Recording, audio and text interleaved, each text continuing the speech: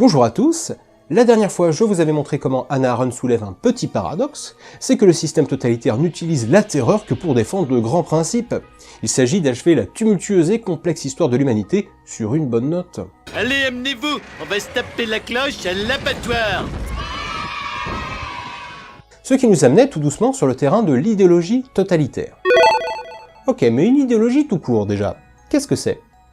Eh ben en gros, c'est un système de valeurs qui nous permet de donner du sens au monde, de le décrypter, de le critiquer, mais aussi de l'apprécier. Pourquoi j'ai pas pris la pilule bleue ?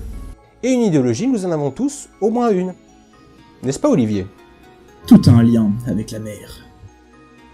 D'un point de vue civilisationnel, c'est quand même l'idéologie qui permet de faire tourner la grande boutique de l'histoire. Ça fédère, ça soude les liens entre les gens pour qu'il y ait une entente, une cohésion. Vous savez, une direction commune qui va de soi, parce que sur le fond, tout le monde est d'accord. Oh ben ça tombe bien alors. Il y a des idéologies totalitaires, comme il y a des idéologies républicaines ou royalistes. Alors c'est quoi la différence ? Est-ce que ce sont les valeurs totalitaires qui posent problème, ou bien est-ce que ça cafouille sur la méthode ? Pourquoi est-ce que ça nous laisse un si mauvais souvenir, ces expériences politiques ? Est-ce que c'est juste une vision différente du bien ou du mal ? Est-ce qu'un petit séjour en camp de rééducation va pouvoir nous éclairer sur cette question ? Ce qui rend cette question très complexe, justement, c'est qu'elle nous demande de prendre une distance par rapport à nos propres grands principes. Comme disait l'autre, « Tu dois désapprendre tout ce que tu as appris. » Bah ouais, c'est un volet philo ici. La philo, ça nous demande de penser parfois par-delà notre conception du bien et du mal, sinon ça serait partir du principe que nous avons toujours raison. Et est-ce que nous avons toujours raison ? J'en doute fort. C'est un exercice difficile pour vous comme pour moi, parce que nous avons été formatés par une même civilisation, nous baignons tous dans son idéologie, et s'il y a des contestataires parmi vous, faisons une petite expérience. Est-ce que vous pensez que ce bout de papier a la moindre valeur ? Eh bien si c'est le cas, c'est que vous êtes rentré dans l'idéologie capitaliste. Par la grande ou la petite porte, c'est pas ça le souci. Mais c'est en fonction de cette idéologie que vous analysez ce truc. Mais nous reparlerons de tout ça en cas d'apocalypse zombie ou quand tout se sera effondré.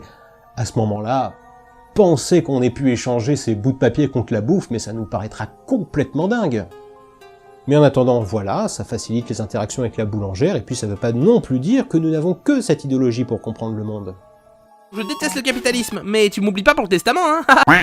Si un jour vous entendez quelqu'un qui vous dit qu'il n'a pas d'idéologie, lui, histoire de faire passer son bon vouloir pour une évidence scientifique, c'est soit un menteur de petite catégorie, soit un petit con. Le scientifique, il a un idéal aussi, comme vous et moi. Lui aussi, il a une idéologie. Vous avez créé des raptors. Fallait bien que quelqu'un ait une intuition, une idée un peu bizarre, une théorie qu'il voulait démontrer. Et avant d'être validée par l'expérience, sa théorie, c'était rien de plus qu'un a priori. Il y est arrivé, ce vieux dégénéré. Au passage, c'est peut-être de là d'où vient l'inquiétante représentation du savant fou, mais ça ne nous dit pas ce qu'est une idéologie totalitaire. Et vous n'êtes pas obligé de vivre dans un monde cauchemardesque pour trouver des idéologies totalitaires. Vous pouvez même trouver la vôtre. Et pour vous le montrer, je vais vous faire un tuto. Vous en faites pas, ça va très bien se passer. Ne t'inquiète pas, ça va bien se passer. Leçon numéro 1. Tout basé sur un seul principe. Quelles que soient vos valeurs, quelle que soit votre grille de lecture, ça peut très bien faire l'affaire. Mais il va falloir en garder qu'une seule. Alors choisissez bien. Si vous regardez régulièrement la chaîne, vous allez choisir un concept parmi ceux qu'on vous a proposés, et vous allez tout expliquer avec celui-là. Vous allez voir, tout devient très vite très simple. Si vous avez des auteurs de référence, des maîtres à penser, c'est très bien, mais vous en gardez qu'un seul. Et de préférence à une même période de sa vie, sinon ça risque de se contredire. Il s'agit juste de lui ouvrir son cœur et d'y croire très très fort. Ne t'inquiète pas, ça va bien se passer. Bien se passer, ne t'inquiète pas. C'est une blague. Ces billets ne valent pas leur poids de papier toilette. Bien au contraire, Sagat. Pour montrer votre dévotion à cette pensée unique, vous allez dans le même temps refuser toutes les autres manières de penser. Vous allez voir, le monde il va devenir plus cohérent et beaucoup plus romantique. Un dollar bison sera échangé pour 5 livres sterling sur le marché international. Ce taux sera obligeamment fixé par la Banque d'Angleterre une fois que la reine Elisabeth sera mon otage. Vous voyez, avec la magie de la pensée unique, un sujet aussi complexe que la géopolitique, ça se réduit à pas grand-chose finalement. C'est bien pratique. Et puis si vous n'êtes pas d'humeur à vous creuser la cervelle, bah c'est pas grave. Vous pouvez en trouver très facilement des idéologies totalitaires. Si un discours prétend tout expliquer avec un seul principe, et bah c'est de la bonne, foncez. Si à 50 ans on n'a pas une Rolex, on a quand même raté sa vie. Bon, c'est sûr qu'en ce moment, c'est plutôt les lois du marché qu'on le vend en poupe en la matière. Mais justement, c'est devenu banal, il faut que vous soyez plus original que ça. Soyez inventif. Moi j'en connais qui font tout pour le muscle. Il y a plein d'autres manières de tout expliquer avec une seule idée. Bah, par exemple, le nazisme, c'est un système idéologique qui se base exclusivement sur les grands principes biologiques. Et pas n'importe lesquels d'ailleurs. Du coup, ils vont gérer les humains comme des animaux, en sélectionnant les représentants les plus purs de l'espèce, les membres de la communauté germanique, évidemment. Mais tu m'étonnes que ça les ait fait kiffer comme vision du monde. Et de ce point de vue, il était impossible qu'ils perdent la Seconde Guerre mondiale contre des races inférieures ou des sans-mêlés. Les soviétiques, de leur côté, ils expliquaient tout par la lutte des classes. Et moi, perso, c'est comme pour le darwinisme, hein. J'aime bien cette théorie. Elle permet d'expliquer pas mal de trucs. Sauf que les soviétiques, ils expliquaient tout à partir de ça. Tout. Et comme les ouvriers étaient historiquement amenés à décapiter la classe minoritaire et parasite des capitalistes, et que les soviétiques se mettaient du côté des ouvriers, eh ben ils pouvaient pas perdre la guerre froide. Voilà. C'est pas possible. Bah non, l'idéologie totalitaire, c'est magique. C'est cette pensée supérieure qui fait que des statues de Lénine de 56 tonnes peuvent être soulevées par des hélicos, comme si c'était des ballots de paille. Ainsi, tout en vidant résolument et cyniquement le monde de la seule chose qui ait un sens pour le bon sens et ses prévisions utilitaires, les régimes totalitaires lui imposent une sorte de sursens que les idéologies ont effectivement toujours en vue lorsqu'elles prétendaient avoir découvert la clé de l'histoire ou la solution aux énigmes de l'univers. Ah bah ouais, forcément. Si vous ne gardez de votre expérience que ce qui va confirmer votre principe suprême, au bout d'un moment, ça sera un petit peu délirant. Mais en attendant, votre discours il sera cohérent, il sera plus simple, et pour cette raison, il forcera le respect. Tu es bon à enfermer à l'asile. Oh putain, ça rigole plus là. Il y a une opposition à une idéologie totalitaire. J'en connais un qui va regretter d'être né. Deuxième leçon, vous avez raison, alors ne discutez plus avec personne. Vous devez garder la foi dans votre idéologie totalitaire. Si vous êtes sûr et certain d'avoir raison, vous n'avez plus besoin d'échanger avec les autres. Si quelqu'un n'est pas d'accord avec vous, bah vous ne discutez pas avec lui, tout simplement. Et vous allez voir que pour lui aussi, ça va devenir plus simple.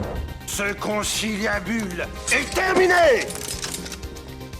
Et cliniquement parlant, ça peut vous simplifier le taf aussi. Bon, pas pour les psychologues avec une approche psychanalytique, parce que psychanalytique, il s'agit d'analyser le discours de l'autre en tant qu'autre, justement. Nous sommes là pour analyser, pas pour conformer l'autre à notre idéologie. C'est ni le but ni la question. Ce qui est important, c'est d'entendre sa question, justement. Mais si vous partez du principe que l'autre, le patient, n'a rien à vous apprendre, bah vous n'allez pas à l'écouter. Mais non, là vous le mettez sous médoc, vous le mettez en cellule d'isolement si vous voulez. Si vous voulez faire vintage, vous lui balancez des électrochocs, mais ça suffit. Pourquoi écouter ce que le patient a à vous dire? Je vous le demande. Ah bah côté pratique, je vois tout de suite ce que ça peut avoir de séduisant. Imaginez, sur la chaîne on s'est cassé le cul pendant des années pour vous présenter des théories fumeuses et contradictoires dans des vidéos beaucoup trop longues, alors qu'en fait, nous aurions pu présenter un seul concept et tout expliquer avec. Nous n'aurions pas perdu masse d'abonnés avec des parties de théorie de 15 minutes chacune. Mais merde quoi! Moi je me balade avec 15 000 clés de l'histoire alors que Hannah Arendt elle nous dit qu'une seule peut faire l'affaire. Mais comment je vais choisir moi? Putain de prise de tête, mec. Bon, vu que j'ai digressé sur les questions thérapeutiques, soviétiques et nazis, c'est admirable pour le coup. Par exemple, vous n'êtes pas d'accord avec l'idéologie soviétique, vous allez à l'asile. Et vous s'en sortez plus. Pour les nazis, si un soldat pète les plombs sur le front parce que ça fait 2 ans qu'il gèle le cul sur le front de l'Est, ça n'a rien à voir avec les névroses de guerre, post-traumatiques, les ébranlements nerveux ou tout ça. Non, non, non, c'est juste parce que c'est un lâche. Et un lâche dans ces circonstances, c'est un traître c'est un criminel, et un criminel, bah, c'est jugé comme un criminel, et pas guéri comme un patient, un malade ou je ne sais quoi. Mais quand je vous dis que c'est des visionnaires, il suffisait de changer les cases du diagnostic pour régler le problème. des visionnaires. Faut biffer les mentions inutiles. Donc, faites comme eux, ne discutez pas avec ceux qui ne sont pas d'accord avec vous, ne discutez pas tout court, vous avez raison, et l'avenir vous donnera raison. Es-tu avec moi ou contre moi? Pour les plus déterminés d'entre vous, ne vous endormez pas sur vos lauriers, vous pouvez aller encore plus loin dans l'étroitesse idéologique. Et ce sera l'ultime leçon du tuto d'aujourd'hui. Leçon numéro 3, c'est aux autres de s'adapter. Tu ravaleras ces paroles, Gil. Quand tu veux, pauvre con, et en couverture mondiale. Alors là, c'est vraiment pour les plus exigeants d'entre vous, c'est si vous voulez voir les choses en grand. Là, vous allez devenir un saint. Et comme un saint, si vous avez tout compris, c'est pas à vous de vous adapter aux autres, c'est aux autres de s'adapter à vous. Tu oses t'interposer? Les autres, non seulement ils doivent faire ce que vous leur dites, mais en plus ils doivent le penser avec votre propre point de vue. Vous devez les mettre d'accord, quel que soit le moyen. Et à ce stade, rien ne pourra plus venir troubler votre tranquillité d'esprit. Vous aurez mis tout le monde d'accord. C'est là où l'idéologie totalitaire arrive à son stade ultime pour Hannah Arendt. Elle se concrétise en un système politique qui va tout régir en fonction d'un seul principe. Ne vous en faites pas avec les questions morales, vous n'avez de compte à rendre à personne. On ne fait pas d'omelette sans casser les œufs. Vous n'êtes pas là pour l'humain tel qu'il existe réellement. La mort n'a d'importance que pour les êtres fragiles, épris d'individualisme. Et vous allez comprendre pourquoi une idéologie totalitaire est toujours une loi de l'évolution, une sorte de bonne recette sociale si vous préférez. Vos actes n'ont de compte à rendre qu'envers l'histoire.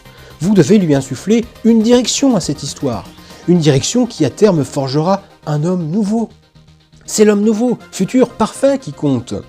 C'est peut-être une abstraction pour le moment, mais cette idée fixe, il ne faut pas la perdre de vue. Jusqu'à ce que nous soyons tous transformés en ceci. La politique totalitaire veut transformer l'espèce humaine en un vecteur actif et infaillible d'une loi à laquelle, autrement, les hommes ne seraient qu'à leur corps défendant passivement soumis. Et que tout soit selon le grand générateur. Vous êtes le cerveau d'un organisme en pleine croissance.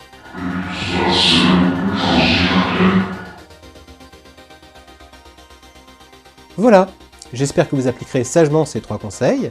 Quelle que soit votre idéologie, simplifiez au maximum, arrêtez de discuter avec les autres, obligez-les à s'adapter à votre manière de voir, et vous verrez, tout se passera merveilleusement bien. Ça va bien se passer, ne t'inquiète pas. Néanmoins, pour Hannah Arendt, c'est justement cette manière complètement butée et débile de comprendre le monde qui fait que les systèmes totalitaires ne peuvent pas aller bien loin historiquement. Ils sont l'incarnation d'une idéologie totalitaire et pour cette raison, ils finissent par être complètement déconnectés de la réalité. Parce qu'en vrai, une clé n'ouvre pas toutes les portes. Tôt ou tard, c'est sûr, ils vont se manger la réalité en pleine gueule, que ça soit la suite d'une guerre, d'un accident industriel ou tout simplement de l'épuisement de la planète. Ce qui en revanche est beaucoup plus inquiétant, c'est que le temps que cette vague idéologique passe, elle aura tout nivelé par le bas du point de vue de la pensée. Si jamais un de ces systèmes idéologiques arrive à englober l'humanité tout entière, ce qui reste possible pour elle, ce qui restera au moment où ce système se sera effondré, c'est une humanité revenue à l'âge de pierre de la pensée.